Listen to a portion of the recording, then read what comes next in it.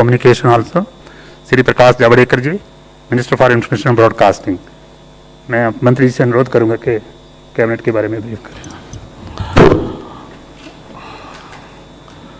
आज प्रधानमंत्री नरेंद्र मोदी जी की अध्यक्षता में कैबिनेट की CCEA की, वो भी कम्युनिकेशन के लिए है, तो वो दोनों विषयों पर रविशंकर जी कहेंगे। जो दो अन्य फैसले हैं वो मैं बता रहा हूं। इस साल शक्कर का उत्पादन 310 लाख टन होगा। देश में खपत 260 लाख टन होती है। इस साल सरकार ने, और पिछले 3-4 साल से ये चल रहा है, तो देश में दाम इसके कारण कम है, तो किसान और उद्योग दोनों संकट में हैं।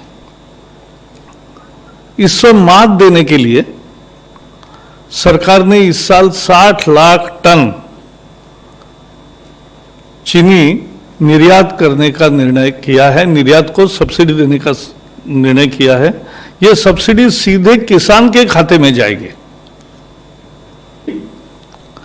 18,000 करोड़ रुपए निर्यात से मिलने वाली आय, और अभी तक जो घोषित सब्सिडी दूसरी है उसका 5,361 करोड़ तो एक सप्ताह में किसान के खाते में जमा होगा। 5,361 करोड़ एक हफ्ते में, और निर्यात का व्यवहार होने के बाद निर्यात का मूल्य जैसे आएगा, बिल आएगा, वैसे वो पैसे भी किसान के खाते में, और 3,500 करोड़ रुपए सब्सिडी वो भी किसान के खाते में जमा होगी। क्योंकि लगभग हर किसान का कुछ न कुछ बकाया बाकी है, तो बकाये के एवज में ये रकम उनके खाते में जमा होगी। और ये सब्सिडी किसानों को राहत देगी। 5 करोड़ किसान और उनके परिवार जन उससे बेनिफिट होंगे, और 5 लाख मजदूर भी है। जब उद्योग ठीक तरीके से चलता है तो मजदूरों का भी भविष्य ठीक रहता है, और इसलिए 5 करोड़ किसानों के फायदे का, 5 लाख मजदूरों के फायदे का, किसान के खाते में सीधे सब्सिडी जाने का 3,500 करोड़ आज घोषित सब्सिडी, 5,361 करोड़ पहले घोषित हुई सब्सिडी तो एक हफ्ते में मिलेगी, और उसके साथ साथ लगभग 18,000 करोड़ रुपए जो निर्यात से प्राप्त होगा वो भी किसान के खाते में जाएगा।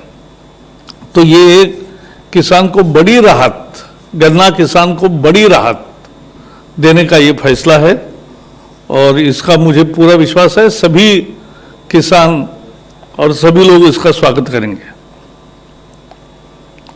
पूर्वोत्तर भारत के 6 राज्यों में, यानी आसाम, मणिपुर, मेघालय, मिजोरम, नागालैंड, त्रिपुरा, इन राज्यों में बिजली की संरचना को सुधार करने का एक काम पिछले 3 साल से जारी है, 4 साल से।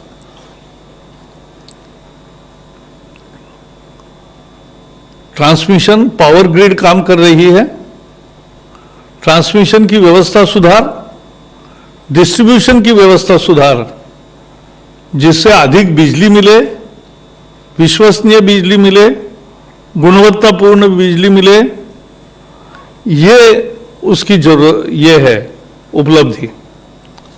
और इस काम के लिए अब सुधारित संशोधित बजट आज मंजूर किया है। अब ये खर्चा पहले 5,000 करोड़ था, अब ये 6,700 करोड़ होगा। तो 6,700 करोड़ के संशोधित खर्चे को आज कैबिनेट में मंजूरी दी है, CCEA में मंजूरी मिली है। और इससे फायदे क्या क्या होंगे? पहला फायदा तो ये होगा कि बिजली समय पे 24 घंटे और विश्वसनीय बिजली मिलेगी। इसके कारण उद्योग, खेती आईटी, ये सब काम बढ़ेंगे और बिजली की विश्वसनीयता और ज्यादा उपलब्धता होने के साथ साथ मांग भी बढ़ती है। अभी तक जितना काम हुआ उससे भी मांग बढ़ी है। अब ये काम पूरा होने के बाद तो 4000 मेगावाट तक मांग बढ़ेगी, ये हमारा अंदाज है। और पूर्वोत्तर के आर्थिक विकास का एक बड़ा हिस्सा इस कारण से निर्माण होगा क्योंकि बिजली एक मूलभूत घटक होता है कि जिसके कारण ये पूरा विकास का चक्र शुरू होता है। ये सेंट्रल सेक्टर स्कीम है, वर्ल्ड बैंक की भी इसमें कर्जे का रूप में और बाकी मदद के रूप में है। तो 50% केंद्र सरकार, 50% विश्व बैंक, ये इसमें पैसे देंगे। इसमें 2100 किलोमीटर 2100 किलोमीटर ट्रांसमिशन लाइंस बढ़ेंगे। 2000 किलोमीटर्स की डिस्ट्रीब्यूशन लाइंस बढ़ेगी। 34 सब स्टेशन ट्रांसमिशंस के होंगे। 50 से अधिक सब स्टेशंस ये डिस्ट्रीब्यूशन के नए तैयार होंगे। 32 सब स्टेशंस की ट्रांसमिशन के अपग्रेडेशन होगा और 100 से अधिक स्टेशंस की अपग्रेडेशन ये डिस्ट्रीब्यूशन नेटवर्क में होगा। तो एक 6 राज्यों में बिजली की पूरी क्षमता के साथ बिजली मिले, सबको बिजली मिले, अधिक बिजली मिले, ये सभी उद्देश्य उससे पूरे होंगे। आज एक power regulatory mechanism in India और पावर रेगुलेटर्स ऑफ अमेरिका, इनके बीच में भी एक सहयोग का MOU हुआ है। Just to sum up in English few sentences, today cabinet has decided a very historic, has taken a historic decision to help farmers directly by putting money of subsidy into his bank accounts.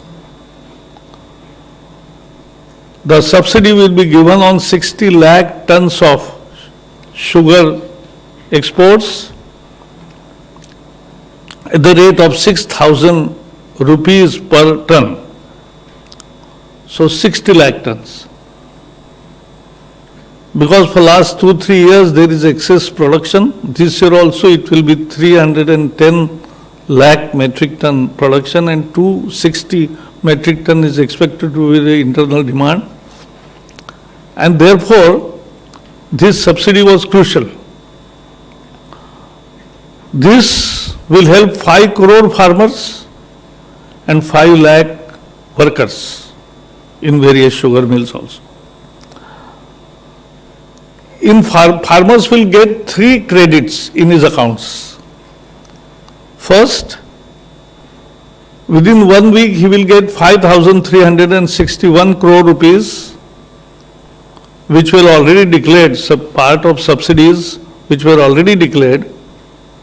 This week they will get the money of it. 18,000 crore rupees of export earnings will also be credited to their accounts to the extent of their dues receivables, and also 3,500 crore rupees, the subsidy which has been decided today. So this will help farmers a lot. Sugarcane farmers will get a very good and important relief.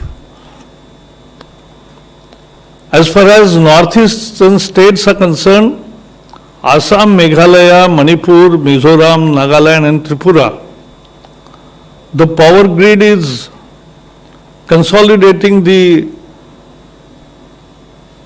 transmission and distribution networks of all these states. with 2,100 kilometers of new transmission lines, 2,000 kilometers of new distribution lines, many substations. This will help more availability and quality of power supply in all these states. Therefore, it will be more demand for power. There will be के सामने मुझे रखना है, एक मैं बताऊंगा और एक मैं पढ़ूंगा, वो कॉपी आप लोग को मिलेगी। आज कैबिनेट ने निर्णय किया है कि स्पेक्ट्रम का ऑक्शन करने का फैसला हुआ है। Today the cabinet has resolved that spectrum will be auctioned. ये टोटल जो स्पेक्ट्रम ऑक्शन होंगे ये 2251 मेगाहर्ट्ज होंगे जो ऑक्शन में आएंगे। The total spectrum will be 2,251 megahertz. It will be put for auction, and the proposed auction of a spectrum would be in the bands of 700, 800, 900, 1800, 2100, 2300 and 2500 megahertz bands. 700, 800, 900, 1800, 2100, 2300 और 2500 megahertz bands हम auction करेंगे। हमने इसका एक कार्यक्रम भी बना लिया है और इसी महीने हम नोटिस इनवाइटिंग एप्लीकेशंस इशू करेंगे और आने वाले मार्च में हमारी योजना है कि हम इस ऑक्शन को कार्य रूप देंगे। The notice inviting application shall be issued in this month itself, and by March we propose to hold the auction of these spectrums. आपको पता है कि पिछला ऑक्शन 2016 में हुआ था, तो 4 साल हुए हैं। एक इसकी प्रक्रिया होती है, कई बार मेजरमेंट ऑफ स्पेक्ट्रम करना पड़ता है, देखना पड़ता है, फिर ट्राई की रिपोर्ट आती है, फिर उस पर विचार होता है और विचार के बाद कैबिनेट की अनुमति से फिर आगे की कार्रवाई होती है। तो इसलिए हम ये आपको बताना चाहेंगे कि स्पेक्ट्रम के आने के साथ और सुविधाओं में लाभ होगा जिनको स्पेक्ट्रम की आवश्यकता है, और इसके कंडीशंस वही होंगे जो 2016 के कंडीशंस थे। तो हमने उन सारे कंडीशंस को नहीं बदला है, ये आपकी जानकारी के लिए। तो ये स्पेक्ट्रम के ऑक्शन का एक विषय था जो हमें आपकी जानकारी के लिए बताना था। मित्रों, मैं आपकी कृपा पूर्वक अनुमति चाहूंगा कि आज कैबिनेट कमेटी ऑन सिक्योरिटी ने एक national security directive on telecommunication sector बनाया है। National security directive on telecommunication sector, यह राष्ट्रीय सुरक्षा के दृष्टिकोण से बहुत ही महत्वपूर्ण निर्णय है। तो मैं आपकी अनुमति चाहूंगा, बस छोटा सा 2 पेज का नोट है, काइंडली पढ़ें और ताकि देश के सामने इसको हम रखें। मैं पढ़ रहा हूं। Considering the need to ensure India's national security, the cabinet has accorded approval for the National Security Directive on Telecommunication sector. Under the provisions of this directive, in order to maintain the integrity of the supply chain security, government will declare a list of trusted sources, trusted products for the benefit of telecom service providers. To be covered under this directive, and the methodology to designate trusted products will be devised by the designated authority who is the National Cyber Security Coordinator. Telecom service providers are required to connect new devices which are designated trusted products. The designated authority will make its determination based on approval of a committee headed by the Deputy NSA. The committee will consist of members from relevant departments ministries, and will also have 2 members from industry and an independent expert. The committee will be called National Security Committee on Telecom. National Security Committee on Telecom. A list of designated sources from whom no procurement can be done may also be created. The present directive does not envisage mandatory replacement of the existing equipment already inducted in the networks of TSPs. The directive will also not affect ongoing annual maintenance contracts or updates to existing equipment already inducted in the network as on date of effect of the directive. From among the sources declared as trusted source by the designated authority, those which meet the criteria of Department of Telecom's preferential market access scheme will be certified as India trusted sources. The National Security Committee on Telecom will take measures to increase use of equipments from such Indian trusted. Guidance for the manner in which the enhanced supervision and effective control could be maintained by TSP will be issued by the designated authority at regular intervals. The Department of Telecom will suitably modify its guidelines and ensure monitoring of compliance by telecom service providers, the TSPs. The designated authority will put in place a portal for easy upload of applications by TSP and equipment vendors. It will improve ease of doing business through providing predictable assessment methodology to TSPs and equipment vendors. The Department of Telecom will make appropriate modifications in the license conditions for the implementation of provisions of the directive. The policy will come into operation after 180 days from the date of approval. I have read the entire thing in detail. It will be available for you. Thank you. धन्यवाद sir. Friends, we can take questions now. अगर रविशंकर प्रसाद जी से है, ये जो national directive बनाने की बात की गई है और जो डायरेक्टिव बनाने की बात की गई है टेलीकॉम सेक्टर के लिए, उसमें आपने कहा अप्रूव्ड प्रोडक्ट की बात, तो ये क्या टेलीकॉम सर्विस प्रोवाइडर अपने यहाँ लगाएंगे या फिर आम लोगों के मोबाइल वगैरह में भी इस तरह के प्रोडक्ट की मंजूरी दी जाएगी?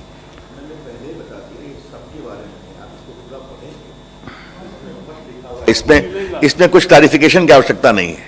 इसके मोटी बात आप समझिए.